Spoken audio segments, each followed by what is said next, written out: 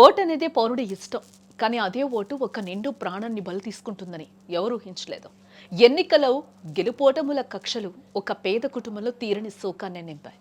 రంగారెడ్డి జిల్లా శంకరపల్లి మండలం గోపులారం గ్రామంలో చోటు చేసుకున్న ఈ ఘటన స్థానికంగా కలకలం రేపుతుందని చెప్పుకోవచ్చు. గోపులాపురం గ్రామానికి చెందిన కావలి అనిల్ కుమార్ అనే యువకుడు తన ఇంట్లో ఉరి వేసుకుని ఆత్మహత్యకు పాల్పడ్డాడు. ఇటీవల జరిగిన రెండో విడత సర్పంచ్ ఎన్నికలే ఈ మరణానికి కారణమని తెలుస్తోంది. ఎన్నికల్లో బీజేపీ తరపున సర్పంచ్ అభ్యర్థిగా పోటీ చేసిన సాయి కుమార్ ఓటమి చెందారు. అయితే అనిల్ కుమార్ కుటుంబం తనకు ఓటు వెయ్యలేదన్న కోపంతో సాయి కుమార్ సదరు యువకుడిని తీవ్రంగా మందలించినట్లుగా కూడా ఇక్కడ సమాచారం అయితే అందుతోంది. అనిల్ కుమార్ కుటుంబం తనకు వ్యతిరేకంగా ఓటు వేసిందని, అందుకే వాడిని ఎప్పటికైనా చంపేస్తానని సాయి కుమార్ హెచ్చరించినట్టు వారు ఆరోపిస్తున్నారు. సాయి కుమార్ మాటలతో తీవ్ర భయాందోళనలకు మనస్తాపానికి గురైన అనిల్ కుమార్ నన్ను ఎలాగైనా చంపేస్తారు అనే భయంతో ఈ రోజు ఉదయం ఇంట్లో ఎవరు లేని సమయంలో తను ఉరి వేసుకున్నట్లుగా కూడా తెలుస్తోంది. అనిల్ కుమార్ ఉరి వేసుకోవడానికి గమనించిన తల్లి వెంటనే కేకలు వేయడంతో చుట్టుపక్కల వారు మరియు పోలీసులు అక్కడికి చేరుకున్నట్లుగా తెలుస్తోంది. ప్రాణం ఏమైనా ఉందేమో అన్న ఆశతో వెంటనే శంకరపల్లిలోని ఒక ప్రైవేట్ ఆసుపత్రికి తరలించారు. అయితే అప్పటికి అనిల్ మృతి చెందినట్లుగా డాక్టర్లు కూడా ధృవీకరించడం జరిగింది. పోలీసులు మృతదేహాన్ని పోస్టుమార్టం నిమిత్తం చెవెళ్ల ప్రభుత్వ ఆసుపత్రికి తరలించి కేసు నమోదు చేసి దర్యాప్తు చేస్తూ ఉన్నట్లుగా కూడా మనకి సమాచారం అయితే అందుతోంది.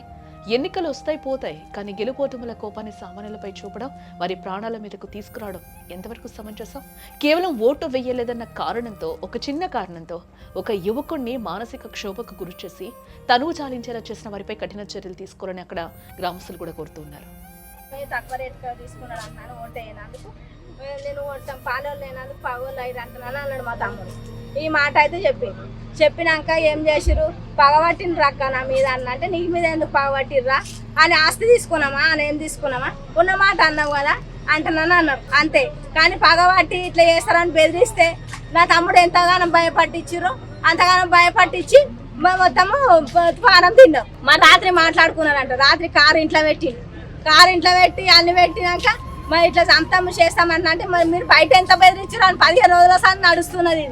ఇది ఒక్కరోజు కాదు. ఎవరెవరు పేరు చెప్పి వీళ్ళందరూ చింటూ వీళ్ళందరూ అక్కడ ఇక్కడ చెప్పినట్టు ఇక్కడ అంత భయపడలేడు ఎప్పుడు నా తమ్ముడు. అంతగానం ఎప్పుడు భయపడలేడు మా తమ్ముడు.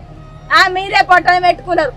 నా తమ్ముడు పోయినందుకు కానీ నా దీనినాసం తమ్ముడు మీరు నా పాలు పంచుకుంటారా పగ పంచుకుంటారా? మా ఆశ తీసుకొని నేను చేసుకుంటారు. నా తమ్ముడు ఎందుకు గొడవ కొట్టుకుని ఎందుకు ఇట్లా చేసి